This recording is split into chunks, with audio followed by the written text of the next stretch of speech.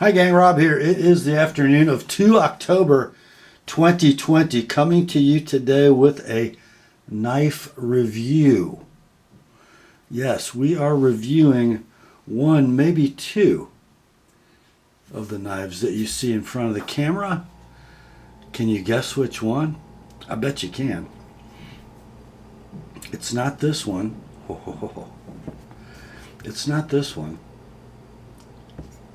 And it's not this one. It is this knife and his little baby brother, this knife. These are both examples of the natural canvas micarta inlaid Chris Reeve Sebenza 31. Yeah. So, I'm not going to bore you guys with the history of the Chris Reeve Sebenza. Most of you already know it if you're watching this video. Most of you are also aware that I happen to view the Sebenza as the best folding production knife ever produced. I am a verified, certified fanboy. That doesn't mean I've liked every Chris Reeve knife I've ever looked at or reviewed, but I do like this one, or these two. I'm going to get into with you what they bring to the table in terms of similarities and differences from other Chris Reeve knives that have come before. So, let's look specifically at the last two, shall we?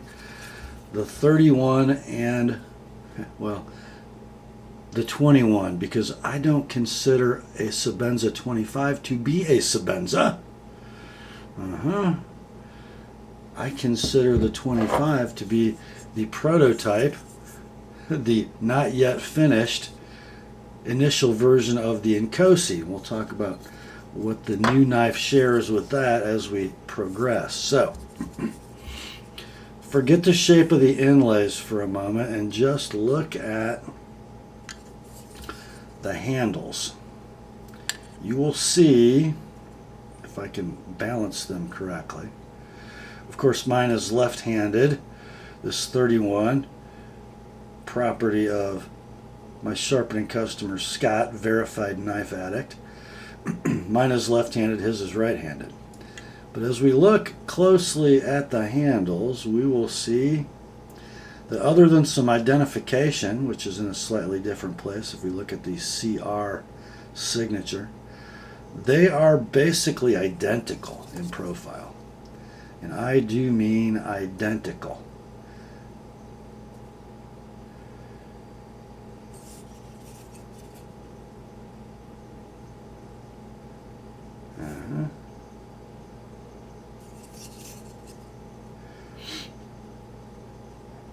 Yeah, no real changes in the envelope of the handle, right? There are a couple differences though. One is you'll notice that the pocket clip is now canted. That's an interesting decision, I think. Let's talk about the history of that canted pocket clip. If you'll remember, Sebenzas had pocket clips that went straight down the handle. They rested on the lock bar only. Then came the 25 with its additional finger groove, and that straight clip presented a problem in the shape of a hot spot when gripping the knife in this finger groove. So one of the changes they made from Sebenza 25 to Inkosi was to cant the clip. Now, I don't remember, let me use this in the proper hand, I don't remember ever noticing the clip as a hot spot on the 21. And it makes it an interesting decision, I think, that on the 31, they've decided to cant the clip. Can I tell the difference? I don't know. If anything, the straight clip presents in this recess in my hand when gripping. And the canted clip presents a little more up here on the pad in my palm. So I'm not sure that was the best choice. It is what they did, though. I guess I could take it or leave it either way. The other change to the handle or the frame of the knife is that you'll notice on the 21 a standard detent ball and a carburized lock face interfacing with the tang of the blade.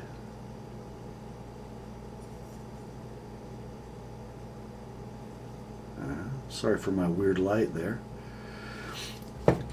The 31, however, uses the ceramic ball as both the lock face and the detent, as you can see in there. It's mounted right in the corner of the lock bar and it's staked in, so it serves not only as a bearing surface as the blade swings, but also as the lock interface. It protrudes from the front of the lock bar and to the side, just like the Untitled, the Sebenza 25, and the Inkosi. So let's see if I can get these both to show you the difference in how they interface with the blade tang.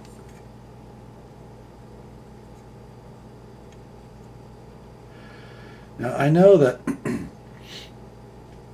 a lot of guys sort of got their panties in a wad when the 31 came out because they started to notice a burnished track in the blade tang from that ceramic ball, and it looked like, wow, it was really wearing a lot of blade tang away. I had to sort of snicker at that because how long has the Untitled been in production? 12 years maybe? And that has never changed. The mark that you see in the blade tang of the 31 is the same mark it's been making in the blade tang for 12 years or so. I guess initial 31s had some reports of lock slip, or I don't know. The two that I have in front of the camera today, this large and this small, have no different behavior than an Untitled or an Inkosi. And I waited to do this review until I had sharpened about 8 of these and had them in hand and seen how they operate. It's a super fine lock interface, guys. No reason to be alarmed by that. So those are the really only differences in the handle or frame of the 31 versus the 21. The position of the clip and the lock interface. Interesting, I think, that when I reviewed the Sebenza 25, the precursor to the Inkosi, one of the things I said about it is that they shouldn't call it a Sebenza for 2 reasons. The shape of the handle with the extra groove, and the fact that it uses a tension adjustable pivot instead of the bushing pivot on all prior Sebenzas. And I suggested perhaps that they should take some of the styling cues from the Inkosi, go back to a bushing pivot and produce the next Sebenza. And that's kind of what they did. I did suggest that they might use the ceramic ball lock interface because it does work very well. I was a little surprised at the clip cant, but essentially they gave us the knife I suggested they give us, 5 or 6 years ago when I reviewed the 25. They also took my other suggestion, fix what's wrong with the 25, namely the clip position, and call it something else, which they did. I don't know if Chris Reeve Knives watches my channel, but great minds think alike at the very least. So, I was kind of surprised, and let's see if the camera will pick this up. I was kind of surprised, and I think you can see this, at the radius of the hollow grind. They went back to Sebenza 21 geometry. You can see that the hollow is pretty deep on those two. In contrast to the Nkosi, I think the light reflection will pick this up. The Nkosi has what they call a large hollow. I think they use like an 18-inch diameter wheel for grinding that hollow. So this portion of the blade. And the previous Sebenzas, at least the 21, used something smaller, which gives you a more concave surface in the 21 and the 31, and a much straighter surface on the 25 and the Nkosi. I don't mind the large hollow. I don't mind the smaller radius hollow on the other Sebenzas. But I kind of thought they'd stick with large hollow when they did a new Sebenza, but they went back to the old profile. Also, blade shape, as far as I can tell, is absolutely identical between the 21 and the 31. The jimping, absolutely identical. They did not use the oddly spaced and coarser jimping on the 25 and the Nkosi.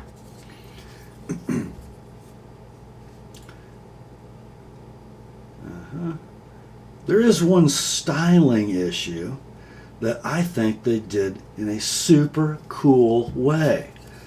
Let's look at this annual limited Sebenza 2001 left-handed model with a swedge. And the reason I want to bring this out is because look at the profile of the inlays. Other than the differences in handle shape, which are subtle and might change the curve at the back here, those inlays are identical. Of course, the scalloping on the handle of the 2001 changes a little bit. But isn't that cool? They are identical. So a nod to history from Tim and the boys circa 2019. I like that a lot. So it's every inch of Sebenza with some styling that harkens back to older Sebenza history.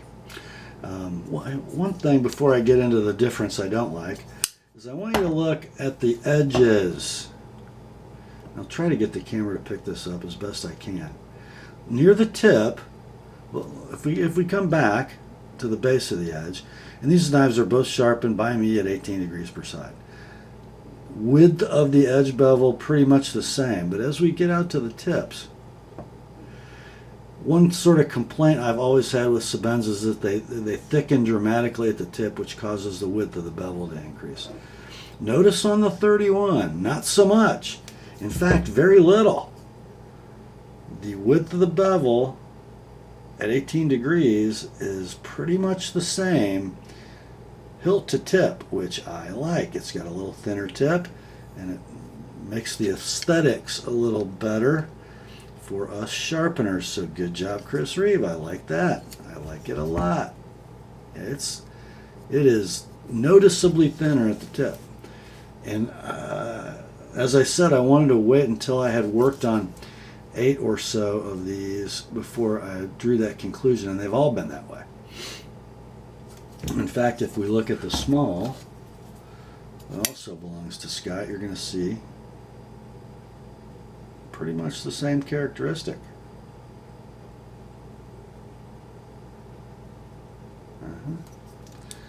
I like that a lot.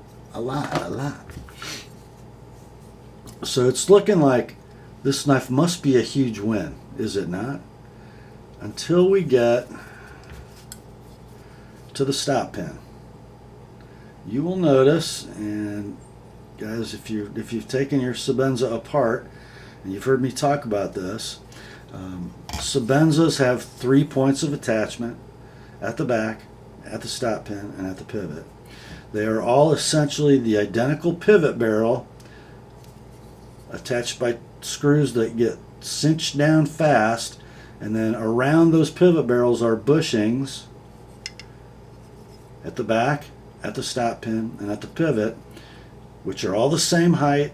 You lock the knives down, they're dead parallel, dead flat, and then the stack up height of two washers and a blade are slightly smaller than all three of those bushings, which lets the blade move freely. These were all hand lapped and tuned. The back bushing is just turned, but the stop pin bushing and the pivot bushing are both lapped to height, and then the washers at the factory are hand lapped to get the desired blade motion without blade play. On the 31, you're going to notice something a little different. We have a bushing in the back, we have a bushing in the pivot, same washers, same bushing, but at the stop pin, we don't have that anymore. We now have a machined one-piece shouldered stop pin. You don't, or you could, but they are not lapping that shoulder surface.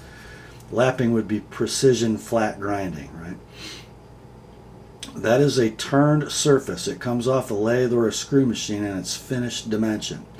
I've got a little picture I'm going to roll in for you of what that pin looks like. And you'll notice it's one piece, and you can't really tell from the photo, but those shoulders are just a turned and then tumbled surface. They are not precision lapped like the old bushing was. And I've got a little drawing because I had a concern about that pin.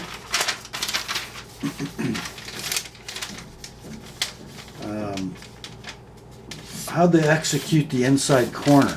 Because if you look at the inside of a Sebenza frame, those holes have very, very sharp corners on them.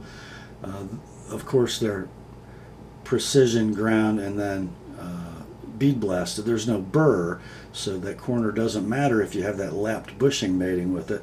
But if you have a shouldered pin, what do they do about that inside radius and that sharp corner? Well, this is what it looks like. And I think you can see that. There are radius cuts relieving that corner, so there's no positive radius hanging up on the corner in the frame, so the thickness or the height isn't being determined by where that corner hits that radius. It's actually undercut, which proper machining practice, I'm happy to note. So then we're just left with how precise, whoops, grabbed the wrong knife. How precise is that shoulder height going to be off a lathe or a screw machine with cutters that wear in its relation to this pivot bushing and then this tail end bushing? Well, I took some measurements, and here are my results. And I used my Micarta Sebenza 21 and then the small 31 that I have in. And I'm sorry guys, my digital calipers only measure to 1/2 thousandth. They don't measure down to the 10,000th. But here's what I found. In the large 21, the pivot bushing was 153 thousandths high. The stop pin bushing was 153, and then the tail bushing was 154. Now that's a long way down the handle from these two that need to be, I keep grabbing the wrong knife, from these two that are much more close in proximity, so any difference in height would really cock the two handle slabs. So I'm not real concerned about that one being 1/1000th higher. And by the way, that tail bushing, even on the old Sebenza, is a turned bushing. But if we look here on the small 31, I have 144 thousandths at the pivot, 145 at the stop, and 146 at the tail. So something close to a whole thousandths of an inch in difference between the pivot and the stop pin. You know, is that going to cause is that going to cause problems with washer thickness as we clamp that knife down when we put it together? Is it going to have free spots and tight spots in its arc? I don't know. And I don't have a huge sample to be able to tell you with statistical accuracy that it's less precise, but I do have enough machining experience in building machining fixtures and gauging back in a previous life, and any machinist will tell you this: precision grinding is more accurate than turning over any length of production. That's why, there are two reasons to finish grind. One is to microfinish, and one is for precise dimensional control. I don't know. I've only looked at 8 of these, and they've all behaved pretty okay. And you guys tell me, if you're 31 owners, are you having issues tuning your action, making it uniform all the way through its travel, because this stop pin is now a pin with turned shoulders rather than a lapped bushing. I don't really understand that move, frankly. Chris Reeve Knives has been making Sebenzas for a long time, about 31 years or so, and they've all had those two bushings precision lapped to size. How much cost savings is there? You're still lapping this bushing, I think. And the knives didn't get cheaper. I don't know. That's just a disappointing change that the young Mr. Reeve made. It kind of starts to detract from what makes a Sebenza, which was kind of my big gripe with the 25. It wasn't a Sebenza, and this is one small thing, but it's not a small thing. This is one of the things that Chris Reeve sold us Sebenzas on, was that hand-tuned, precise lapping process that made a Sebenza behave like a Sebenza. Now, that said, I did my normal tune, a little bit of washer polishing. That's a free dropping blade. Seems to move throughout its arc pretty similarly. And there's the small, I don't know, is there a tight spot there?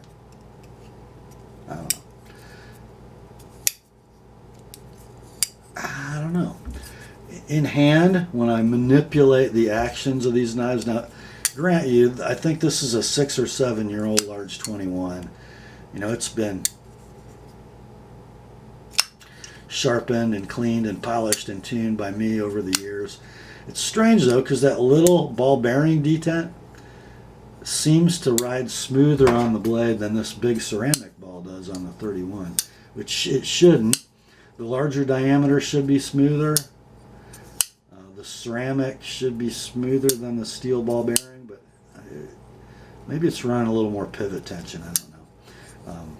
And it also hasn't broken in. It's not sweet like this old one. Yeah. But overall, I was still able to tune a Sebenza to behave like I like a Sebenza to behave. Something I can easily flick open with my thumb. Something that's going to have a free dropping blade when the detent ball or the bearing ball is off the blade tang, and something that's going to have zero play. That's how I tune a Sebenza, and I've been able to do that with every 31 I've worked on. So my complaints are probably picking nits in reality, but in philosophy and production precision, I think they're valid. And any of you guys who are machinists, weigh in the comments and tell me what you think about that. But overall, I'll tell you, the one thing I love the most about this knife is the shape of the inlays. I'm just absolutely jazzed that they went back to that old original Sebenza inlay profile. So yeah, I'm a fan. By the way, this 2001 is here on consignment. It's going to be showing up in a few weeks. It's a consigner with a one knife lot. It would probably be wise of me to run it next week before I get attached to it, because it's a left-hander and it's pretty rare. It's the annual limited run for 2000, and it has a swedge. Got the old bullnose blade shape. Yeah. Anyhow, that's not the topic. I'm just rambling.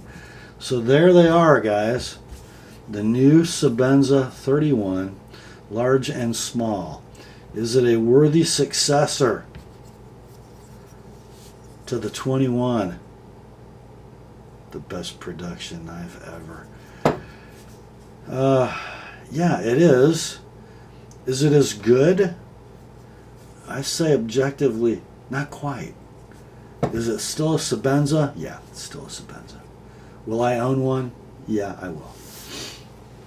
That's all for this one, my friends.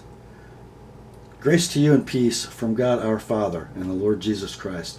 Remember, the Word and Scott's 2 Sebenza 31s are sharp.